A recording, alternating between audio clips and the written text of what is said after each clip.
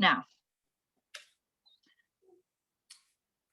Okay, so welcome everybody, and thank y'all for coming. We just kind of want to show you the library, what services that we have to offer y'all, what resources we have, and then we're going to kind of just open it up. So if y'all have any questions, y'all want to grill us, we're available for that.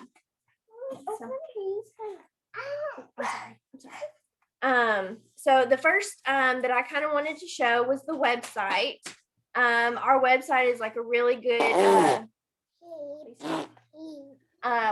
gateway to the library. We have a lot of links here at the front page that you can go to. Of course, we have a need help button. So anytime you want to ask a question, you can always come here. You can call us, you can text us, you can chat with us, you can email us. Just about any way that you can think of to contact us, we're probably finding a way to do it. And we will typically respond to you fairly quickly. I don't think it ever takes us too terribly long to get back to you on it. We also have a link to our one-on-one research consultations. So if you wanted to set up just time to work with the librarian, like if you're stuck trying to find sources, you can't figure out, why your searches aren't pulling anything up. If you need help with like your bibliography or a works cited page, help with like your thesis or your dissertation or anything like that, you can always set up time with the librarian, and we can sit down and work with you on that. Only one Camden. We just we've got just a little bit for you to fill out, and we'll work with you on times. We're pretty flexible about that. And I think we have like a couple of different ways that we can meet with you, like over the phone, Google, Blackboard, Zoom. We're all pretty flexible about how we'll meet with you. So anyway, we can, we're willing to do that. And then, so one of the other things that I wanted to show y'all are, oh, my brain just blanked. Okay. So we do have our COVID update. So as things are getting updated, this shows you like how we're updating things. It does show that we do have masks in the library. We do have chairs and technology set up so that we can do social distancing. We have, if you are on campus, we do have, I believe it's 5 individual study rooms. So if you are on campus and you just want a place to like hole up and like really work on your research or your work, we do have an individual study room that you can use. But they are a first come, first serve. And sometimes people will hole up in them all day. So you just gotta kind of see when they might be available. We do also have contactless pickup and delivery services. So as you're looking through our catalog, you're looking through and you find a book that you want, you can always request that and have it available to pick up at the library if you wanted to come to campus. We do also have like a ship to home. So if you don't want to come to campus or you're not available to come maybe during our hours, you can always have it shipped to your house. So that can always make it easier. Mommy, what's this? It's trash. Can you throw it away? Thank you. We do have mobile printing. So if you are on campus and you're on your way to class, or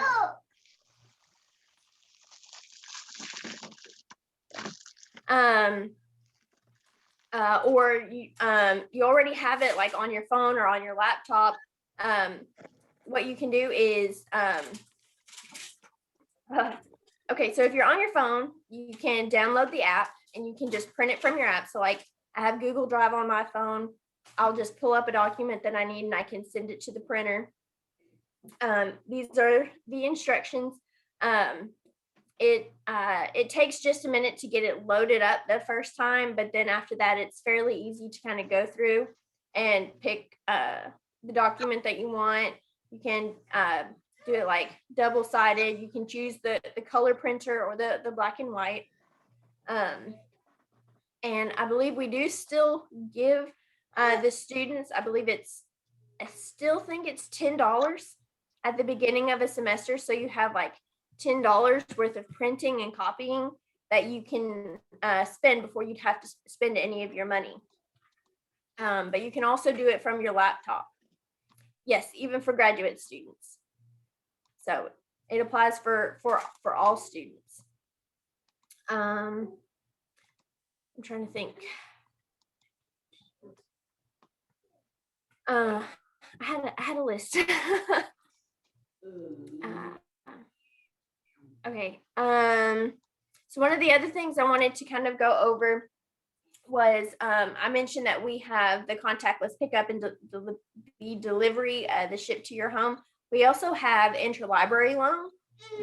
So as you're going through, if we don't happen to have that book that you need or that article, you can always go to interlibrary loan, where we will send the request out to libraries all over the country, all over the globe. We've gotten articles from Germany that have been sent over here. So we'll get things from all over. You can request like, Mommy. Thank you, baby.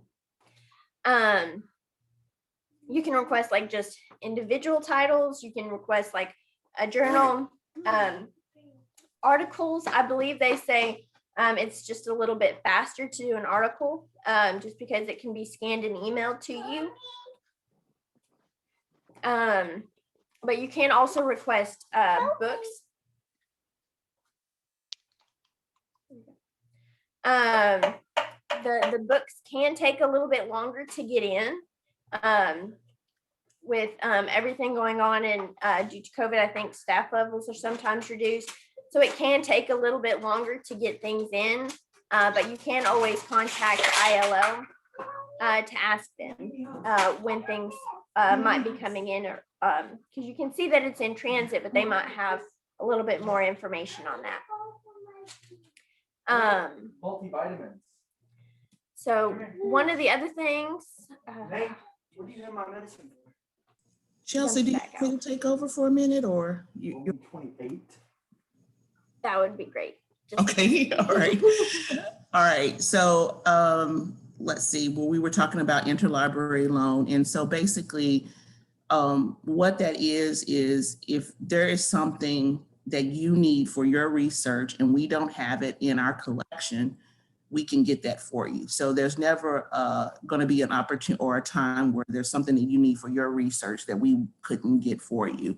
What Chelsea was saying was, but due to COVID, some libraries aren't fully staffed, and obviously mailing and things like that are a little delayed. So what we like to tell people is to plan ahead. We know that's not always possible, but try to plan ahead so that we can get that material to you as quickly as possible. One of the things that I also like to tell students is, if you want a book or some type of physical item, maybe you only want a chapter. So that's a little quicker for you to get. If you just want that chapter or 2 chapters from that book, we could actually submit that as an article request. And those usually come in within 48 hours or even less. I've seen them come in within the same day. And those particular items are actually emailed to you. Again, with interlibrary loan, everything that we have in the library, whether it's in our collection or interlibrary loan, you can pick it up in the library lobby.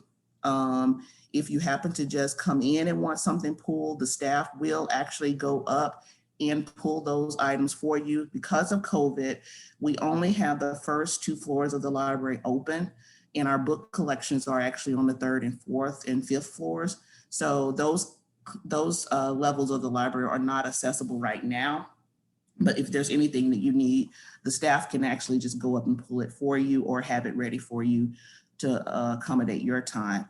And again, whatever you need as well, we could actually mail it to your home. One of the things that have been very popular this semester, actually last semester, was our technology resources, in particular our CARES laptop.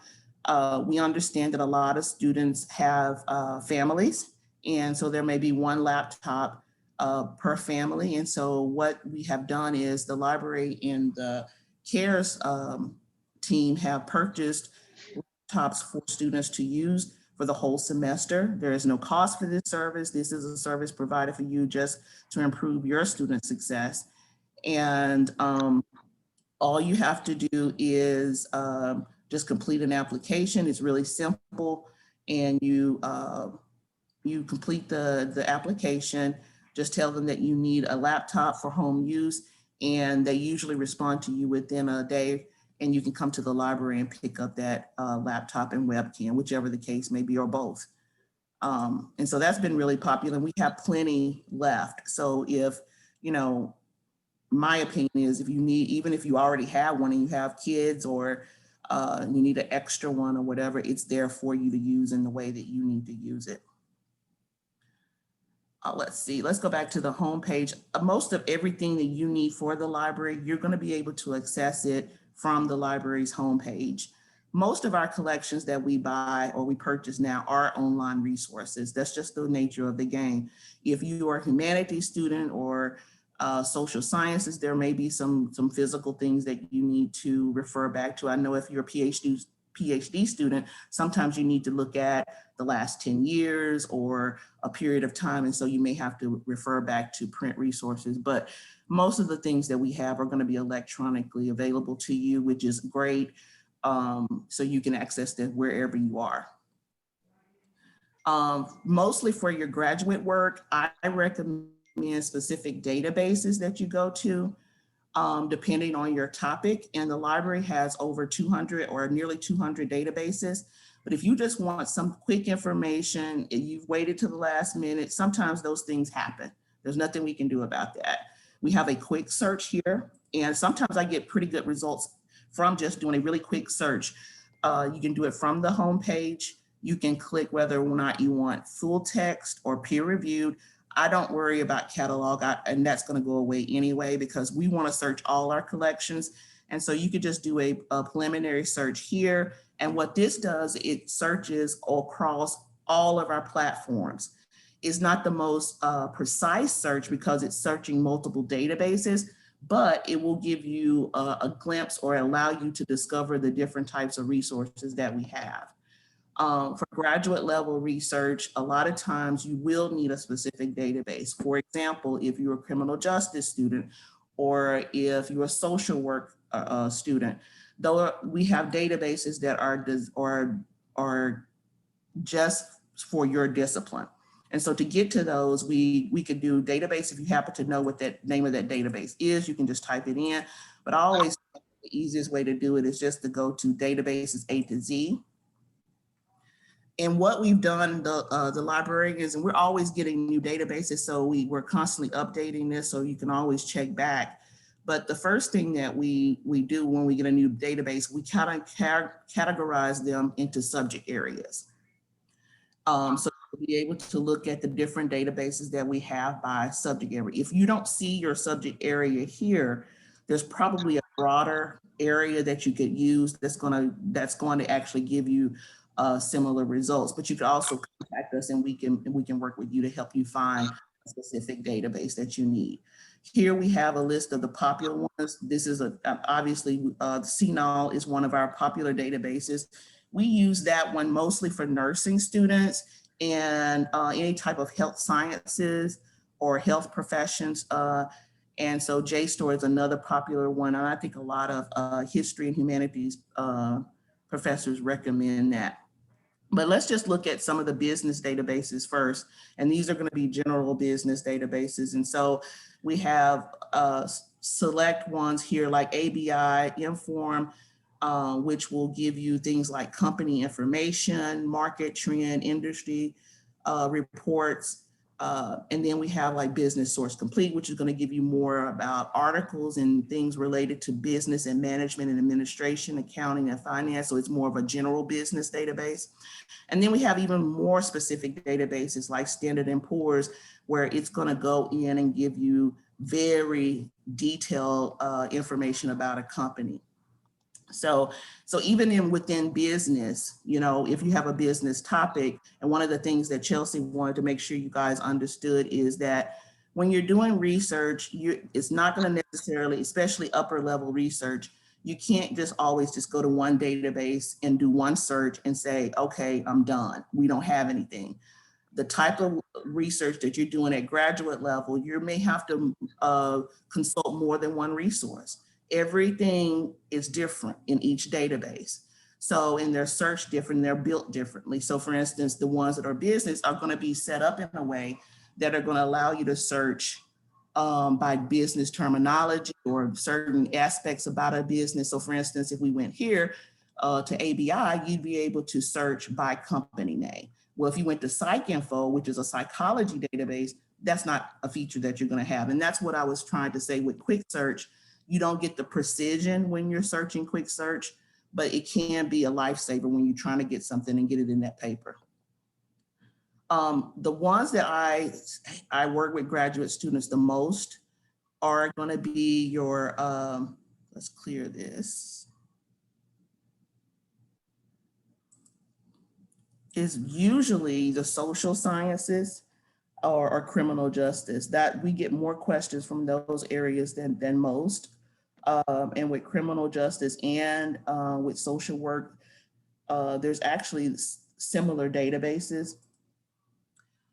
Social Index, which obviously is going to contain a lot of sociology type things. That means that anything you search for in this database is going to have something to do related to sociology or some related field. Obviously, you might want to look at PsycInfo, which is just related to psychology or psychiatric or some type of related discipline. So you can see that when you have a database that is specifically for your area, you're going to be able to have more flexibility in narrowing down your topics and getting more precise results. Whereas if you use a database like Academic Search Complete, which is a very popular database that I share with like comp students, there's nothing wrong with it, but it's more of a general database. So it's multidisciplinary. You're going to get a lot of information about a lot of different topics. It does not mean you wouldn't get an article on business. It's just that that's not what it's geared toward. You're going to get higher quality or higher level types of research articles in a business database, if that's the area that you're looking for. With all of our databases, to access them, you do have to log in, and you use the same email and password to use for your boss account. I mean, not boss account. What's the other one? Blackboard. And then once you're in, that gives you access to all of the UALR material. Again, we are just searching here, Academic Search Complete. And the default screen for most of our databases are going to look like this, is what you're going to see. And each box represents a key term that you could enter into the box in order to narrow down your search. And on this side of the box, it gives you even more precision. So you could actually say, okay, well, maybe I'm looking for a certain person. Then I could put the name of that person and search that field, and that means it's going to be even more precise. Or you could just leave it as select a field or full text. That means it's going to search everywhere in that article for that name. Sometimes that's important that you want to search wherever it shows up in that article, but for your type of research, you probably want to make sure that the keyword is showing up in your abstract. Because if your keyword is showing up in the abstract, that means it's more relevant. So in this general database, you do have some limits here.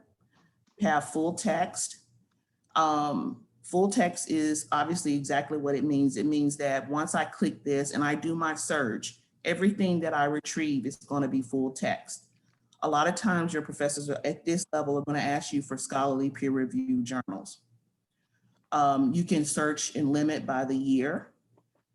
So for instance, health sciences probably don't want to search for anything older than 5 years because currency is important. You know, you may be in a discipline that, you know, it doesn't matter how old something is, if you're looking at theory or if you're looking at some historical subject. But if currency is an issue for you, that's just one other way to be. The goal of research is to try to be as precise as possible to try to answer that question that you're trying to answer. And then also you have publication types.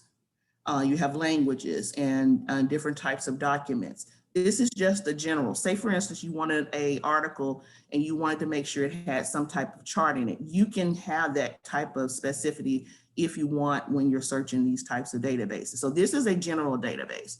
Let me show you, and this is just the PsycInfo. I'm going to change, this is one way to change databases within this platform. Let's see.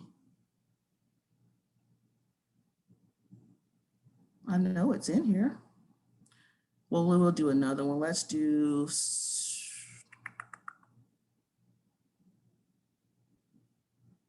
CNO, and that'll give us that will give us another example.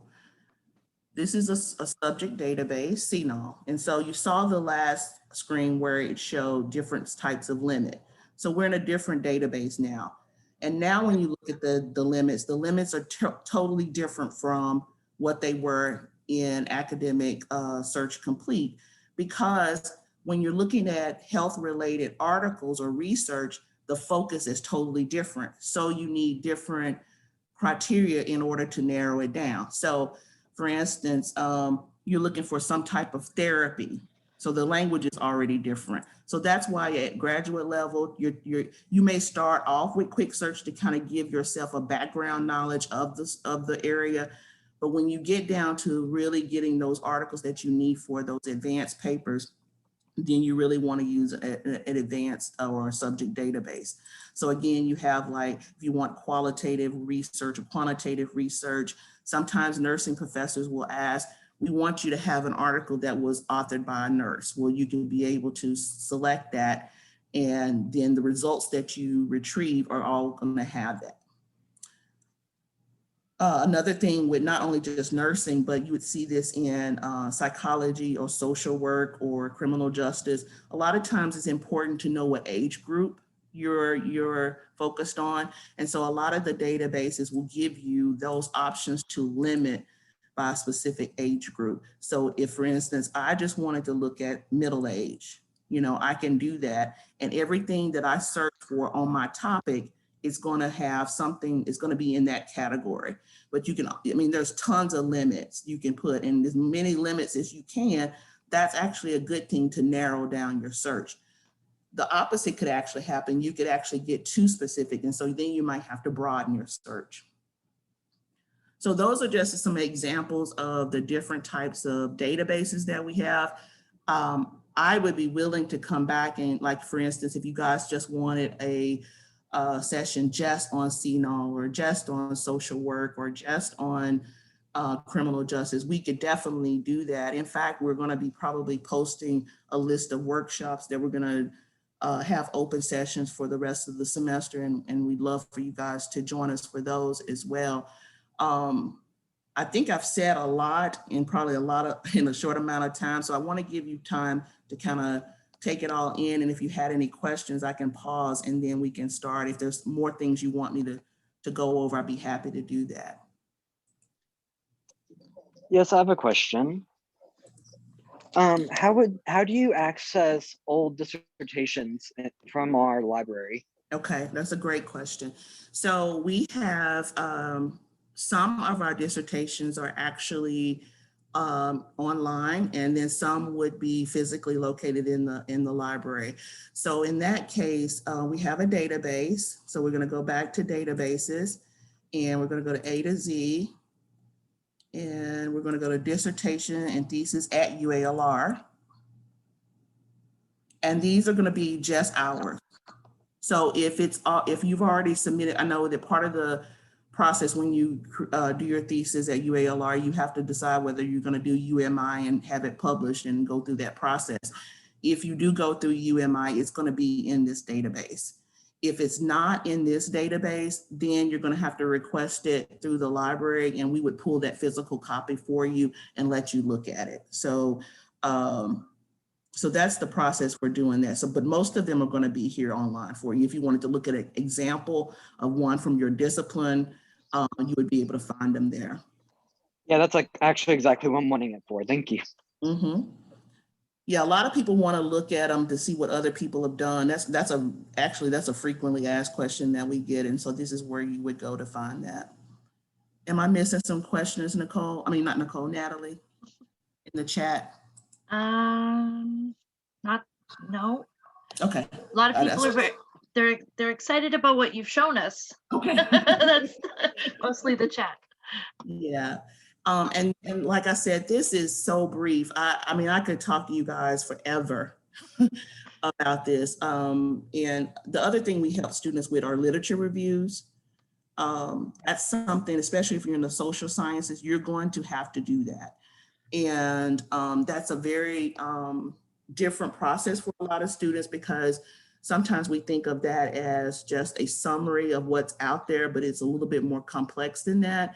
You're really looking at what your question is, or what your area, how it kind of fits into the whole landscape of what's been published, and why your particular research, where it fits and why it's important. So whenever you get ready for your literature reviews, keep that in mind. It's not necessarily just finding a lot of articles and summarizing them. You're actually trying to figure out where your voice fits in that conversation. I think Chelsea did mention this, but can people make appointments with the library specifically for their lit reviews? Absolutely, absolutely. And in fact, that's probably one of the frequently asked, consultations from graduate students, is to help with their lit reviews. And for those types of things, especially when you get to capstone level or thesis level or dissertation level, whatever it is that you're working on, that's when you want to probably pick one librarian and just work with that person over the course of that semester. That way they know exactly what you're working on, and you guys can have that communication and that, between the two of you. And there's you're not hopping around from one librarian to one librarian. And for regular stuff, it's fine. Any of us can help you. But for that kind of stuff, it's good to have one librarian, pick one librarian and stick with that person. And I would say, she's going to kill me for saying this, but Carol is probably a good one. But you just submit it, and we're gonna put you with the right person based on your topic. Carol and I have been librarians for a very long time, and Carol's been at UALR for over 40 years. She knows this school in and out, and she knows these databases in and out. So she's really good. And I've been a librarian for over 20 years. And so I can help you. I'm very good when I can work one-on-one with you over a course of time. It's a little challenging when it's one and out, because quickness is really what people are looking for at that point. So the quality of the information is not as important as getting it quick. And that's part of what, that's a decision a student has to make. I don't make that decision for students, but when we're working on capstones or your dissertations, that's a process. And it's an ongoing process, and it's a commitment. So it's not like I'm going to sit down and write this literature review in a week. That's not going to, you might, but it's not going to be very good. So yeah, you submit the library instruction request or the library consultation request, and we get an email. And what we do is we look at the subject of that, and one of us will respond to it and set up an appointment with you.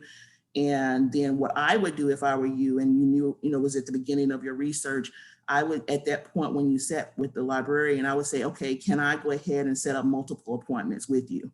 And that way it's kind of like an accountability. And you can actually just maybe it's every other week, maybe it's once a week, whatever you guys decide you need after that first consultation. That's what I would recommend, is just setting it up on a routine basis. And that way, you're going to get it done. Any more questions? I have one. If we're having problems with our login, do we go to the IT services? No, you don't know. Okay. Sometimes I feel like, oh, this is being recorded. Will you cut that? So, no, actually, you can actually go here. Okay. And no one's online right now, but usually you can chat, and that's going to be the quickest. Okay. Usually, like 8 until 5, want to be someone on chat. And I tell you, you're going to get your answer within, if someone's there, it's going to pop up on our screen and we're going to answer it. Okay. Multiple people, we can just have it up on our desktop while we're at work. That's going to be the quickest. And then you can actually text. We get a lot of text messages where people text this number, and then it goes through our system and we respond through text. Let me just show you what you can do, some troubleshooting that you can do with the login. Let me go back, because that's a question we get a lot. So let's see, I don't know if it'll ask me again for my login information.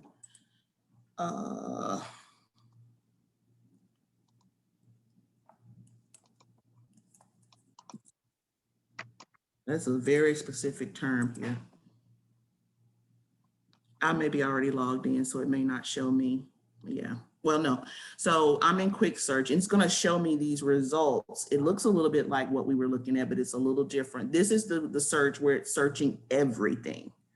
So you're going to get still good information, but it's not going to be as precise. But I would recommend going here if you don't really know that much, you don't know the landscape of your area, and you just kind of want to get a background.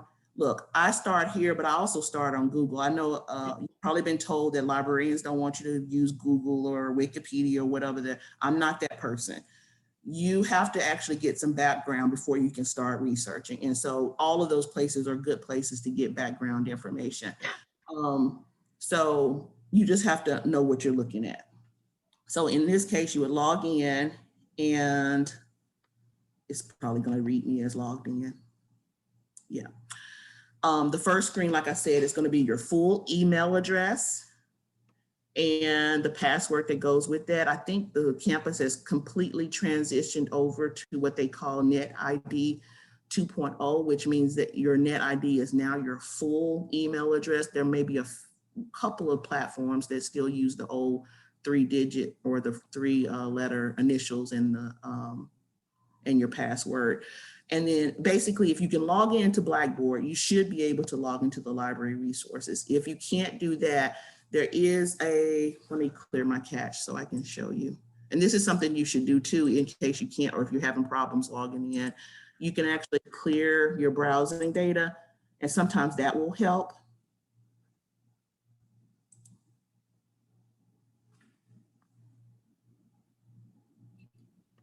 I have posted the link to You did? the Okay, good. Thank that you. has the like if you're having trouble logging in, these are some of the steps that you can take. Okay, thank you. Thank you, Chelsea. So now it should ask me for my password. Okay, and so here's the alternate way. So sometimes that just doesn't work. So here you can go here, you can put your first and last name in, and then there's going to be a number on the back of your ID. And that's going to be a long 14-digit number. That's your library number. And you can put that number here in this box, and then that's going to allow you to log in. So if this one's not working, try that one. If you don't have an ID, because a lot of times you're distance students and you don't come to campus to get the ID, you can find that number in your BOSS account under personal information. That one, 9 times out of 10, that's going to solve your problem. Either using your Blackboard login here, clearing your cache and your cookies and history. If that doesn't work, then you want to log in here. Now, if all 3 of those things don't work, then you probably do need to just call us so we can troubleshoot to see what's going on. Okay, thanks. That's good. I went through it myself, and now I use the other users when I have that working, because I do have a card. But thank you, and I think I really appreciate it. The last thing you want to happen is that this has to work on your time. So you may work at 2 o'clock in the morning, and the last thing you need to happen is this thing doesn't work for you. That's not a good thing. No, exactly. Does anybody else have any other questions?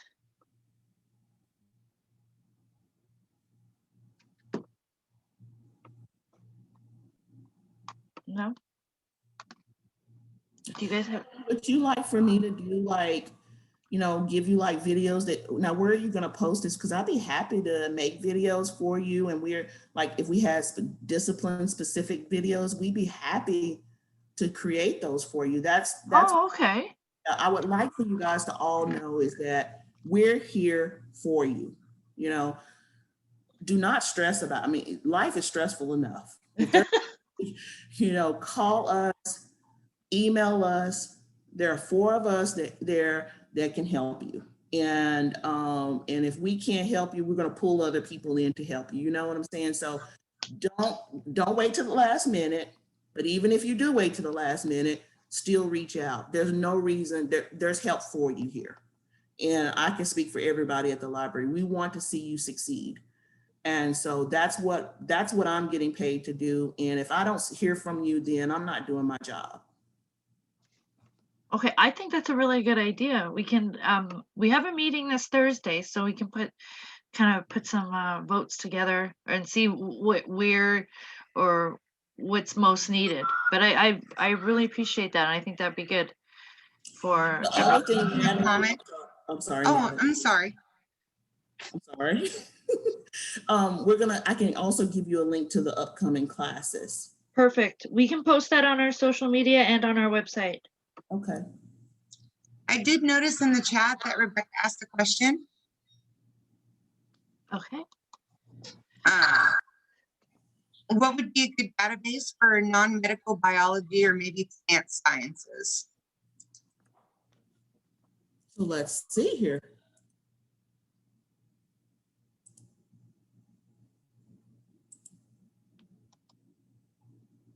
There should be something just on science. There's not. So there's there biology? I thought I saw biology. Okay, here we go. So we have biology database, which is probably going to be obviously biology, but it's going to be your general biology. And then we have Science Direct and then Web of Science, 2 would be good ones. Web of Science, I would say, you know, you sit down with a librarian so we can go through that with you guys. That one is more of a citation database, but it's a good one that, and when I say citation database, it just means it's not full text. But we can actually get the full text for you, but there's a lot in Science Direct, but these search a little bit differently. So I would start here. And then if you're not finding what you need, and then we can kind of look through some of these. I don't know all of them. I mean, there's 200 of them, so I'm not even gonna claim to know all of them, but we can go through and try to find some. The other thing, I think you could actually search. So I can't remember what the question was, but I'll just type in biology. And so right, even then it just found 5 biology ones that have something in what we call here, we have a description for each database, and I probably should have pointed that out to you. And so that tells you what's going to be in that database if you search for it. The other thing I should tell you guys before I stop, I just realized that every link on our pages are unique to UALR. So when you're sharing information, or if you have to embed that information in some way, you have to use a special link. And it's called a persistent link, but it's a proxy link, just a proxy persistent link just for UALR. So for instance, just for this database, in order for you to get to this particular database, you would have to use this particular link. If we were in this database, let me go into the database.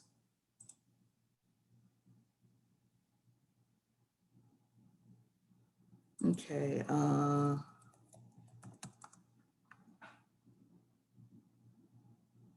All right, so for this particular one, a lot of times students or faculty too will go here and click this information and say, oh, this is the link to what I was searching, or this is the link to this particular data journal article.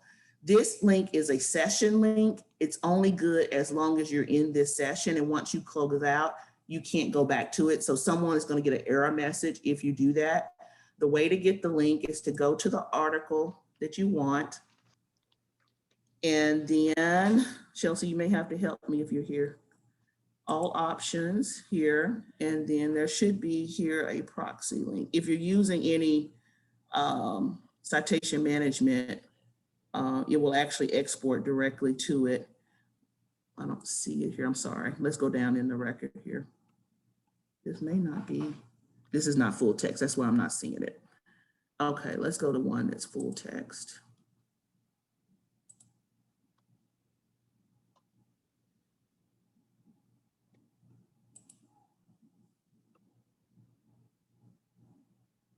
Okay, so what I do is I usually just go to details, and then if you go down to the record information, there's going to be a link here. And you see this link that says DOI. That's going to be the link that's always going to take you back to this article. The thing about the UALR links that you need to look for is it's going to have a 0 in front, and then it's going to have the library.ualr.edu in that link.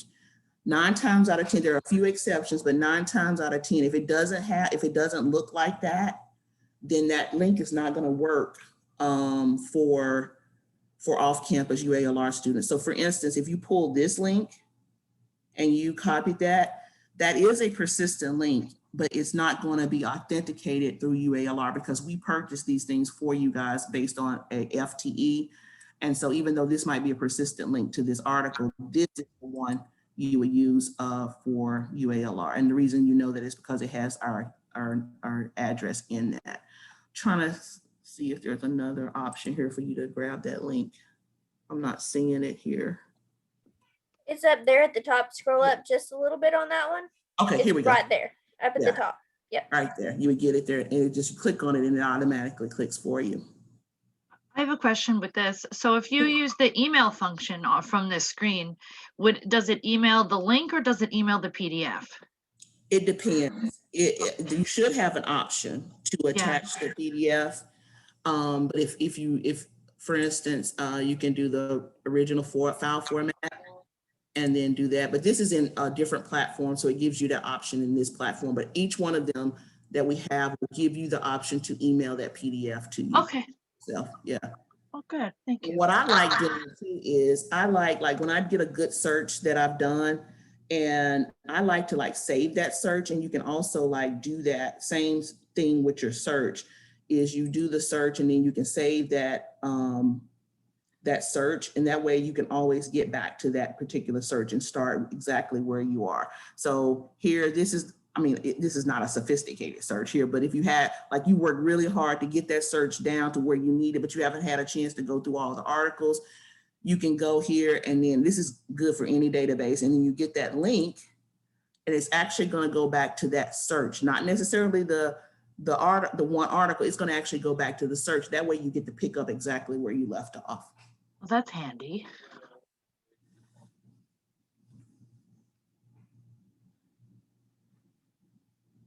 Cool.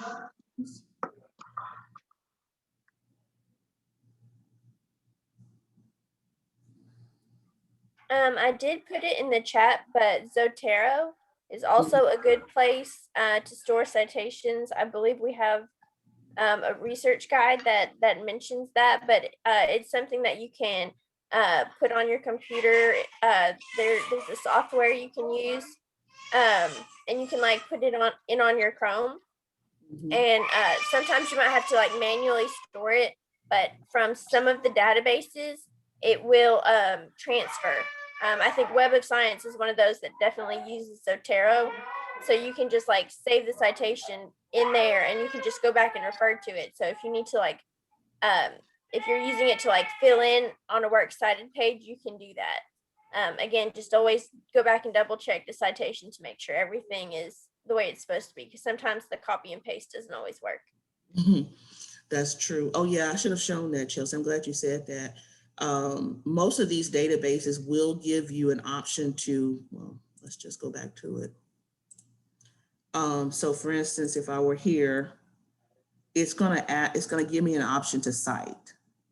And then you can check whichever one you want. And it has all these different ones.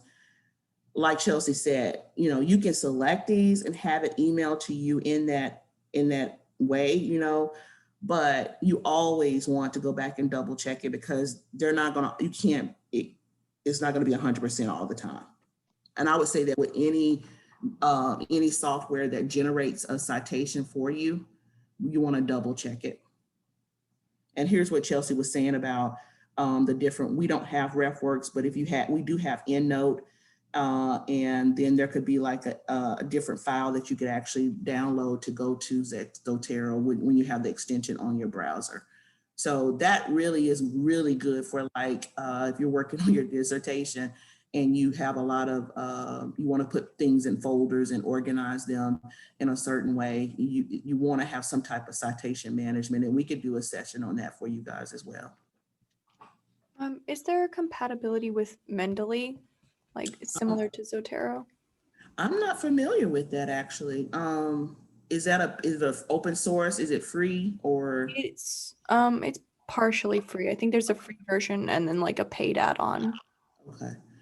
Okay, I'll have to look at that, but I'm sure if not, it'll give you like, I'm sure all of them have some type of where you can take the raw data or the text files or something like that and import it that way. Most citation management software will allow you to at least take, you know, enter like the raw data or the raw text from it and import it that way based on fields.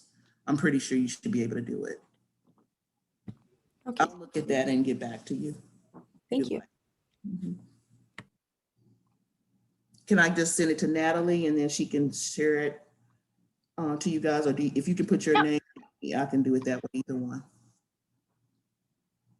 You can send it to me. I can share it out with Rebecca Okay. and everybody. I use Zotero myself. I find it really handy because it stores my PDFs and it does make my citation. I double check it, but it's just a lot easier than having to write them all out all the time. We used to have RefWorks, which is the standard, gold standard, but it's so expensive and we just couldn't afford it anymore. And I think a lot of schools are going to Zotero, but we do have EndNote. That is a paid subscription that we could get through. You can get through actually through ProQuest. And like I said, I'd be willing to share that with you if you wanted some options for citation management. Perfect. Is there any more questions? No. All right. Are you guys, do you have anything more? You've really blown my mind because even I didn't even know some of this stuff. And it's like, where were you 4 years ago when I started? No. This is just the tip. I mean, Yeah. You know, yeah, this is probably the broadest overview I could give you. We can drill down, and that's why those consultations are that is probably the best thing I could share with you. Obviously, you can play around with the searching and things like that. You're going to get better with that as the more you do it. But I will say these databases are so sophisticated now. The challenge is coming up with your area or your research question and picking out words that are going to, so for instance, if I put a word into this database, is that how they see it? Or do I need to use a different word? So you can't just use one word. You have to think about what other words can I use? And once you find that word, you write that word down because it's golden now that you have it. And the thing you have to realize too is like, okay, that word works in this database, but it may be something else in another one. But you don't know that until you start searching. The other tip that I could give you that has always been like a really like golden for me is like, once you find one article that's on point, you can look at the subjects and the hyperlinks in that article online in this part of the record where it says details. This is what we call our metadata. This one doesn't give a good example of it because it doesn't have an abstract, but once you find something like that, it'll have like subject terms and different things like that. Those are the words you want to write down because that's going to give you actually articles that are similar to that. In this particular database, it's giving you the related items. So it's like Amazon, you like this one. You may also like this one. Yeah. That's Oh, not, but here they are. Here are the subjects. So for instance, these are the publication subjects or whatever. So this might be the article subject headings. And so if this particular article was exactly what you wanted, then you would look at this and kind of see how it's kind of broken down by different areas. And I would write those words down and try to use them and think of other words that are, synonyms or whatever, and use and try to plug in different places in my search. So when I'm searching, that first search is not going to get it for you. You can just forget it, and you may have to take out a word. You have to change words. You put words together. You put quotation marks around them so that I'm looking at that phrase. So there's all kinds of little techniques that you're going to just have to play around with it. And I guess, Chelsea said this earlier, research is not linear. It's like success. If you've seen that little graphic of success when it's all squiggly, squiggly, squiggly, how research is. And so I think if you go into research with that mindset, that it's not like a 1, step 2, step 3, it's not that. You may get to step 4 and then have to go back. That's just the nature of it, because you may find out more information about your topic that you didn't know, and it just changes their whole perspective on it. So, but I think if you go into it with that mindset, you don't get as frustrated. yeah, no, I agree 100%. All right, guys, I'm talking. I know you guys are busy. I'll sit here talking all day about. You want to talk about research, Nora? No. Let's do it. No, well, if there's no more questions, we want to thank Louisa and Chelsea. Thanks so much for coming out. I really am going to explore the ideas with the more specific videos based on some of our requests. We'll put it out there with the GSA because, like I said, I've been here for 4 years and I didn't know half of this, and I just handed in my first draft of my chapter 2, my lit review for my dissertation yesterday. So I wish I had known like even weeks ago. But for future people, I think this was really great. And I just really want to thank you guys for coming out. And I mean, everybody knows how to contact the library, but they are accessible, and really use those consultations. That sounds like an awesome service I've never heard of from a university library. Chrissy, did you have something to say? No, nothing at all. Just shushing a kid. It's all good. Oh, okay. I saw your hand. I thought it was maybe. Well, thank you very much, everybody. I'm gonna clap for you guys. I appreciate you coming out. Thank you. Thank you so much, Natalie and Chrissy, for putting this together. We're always happy to talk about the library. Good. And questions? And do you have some questions, Andrew? Yeah, can you hear me? Yeah. Oh, okay. I was wondering, so like whenever you do the ILL requests, is there a limit on that? I don't think so. No. Okay. I think you can just request away. Yeah. I think at some point they may say, "Have you talked to a librarian?" But I don't think I have not heard of any limit. Yeah. Okay. I mean, we can check out up to 100 books, so I doubt that there's like, right, Chelsea, isn't it like 100 books or something? Yes, but I know people go over, so Oh it's my not a God. hard rule. We're willing to override that. You can have what you want. Yeah, I think if it got to be where it's like a tremendous amount, they may say, "Oh, have you, talked to a librarian to see if there's something we have that's similar or something like that?" But I haven't experienced that. Perfect. Thank you. There's Did probably you say someone there that waiting for you to ask for. There are people waiting for you to ask. They're not waiting; they're doing other stuff, but they get excited. It says, did you say that ILL books can be sent to someone's house? Yes. You said it again. I'm sorry, Chrissy. You did break up a little bit, but. Oh, I'm sorry. It says, did you say that ILL books can be sent to someone's house? Yeah, if you want something, anything we have in the library, whether it's something in our collection. So for instance, if we had an article that was in a journal that we had in the library, you make a request through the ILL form, and we will go upstairs, make that copy for you, scan it, and send it to you. For books, what we would do once we get it in, then we would mail that book to you. Yeah. You can return your books there's a book drop right outside of the library at your convenience. The interlibrary loans, the deadlines are a little bit different because we borrow them from other libraries. So we have to watch that a little bit more. But in terms of our books, we're a lot flexible. As long as no one else wants it, we're not going to worry about it, especially now during COVID. You just drop it in the book drop, or you can mail it back to us.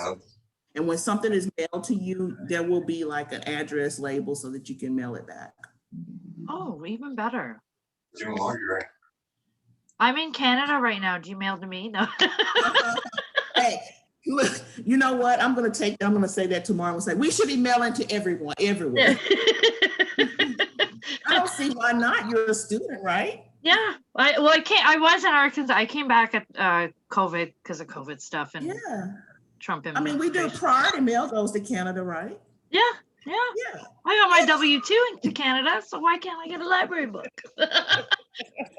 I'm going to say yes. Okay, wonderful. Does anybody else have any questions? You can put them in the chat or unmute yourself.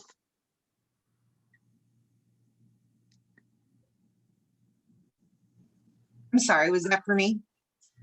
No, well, do you have, no, I said, does anybody else have any more questions?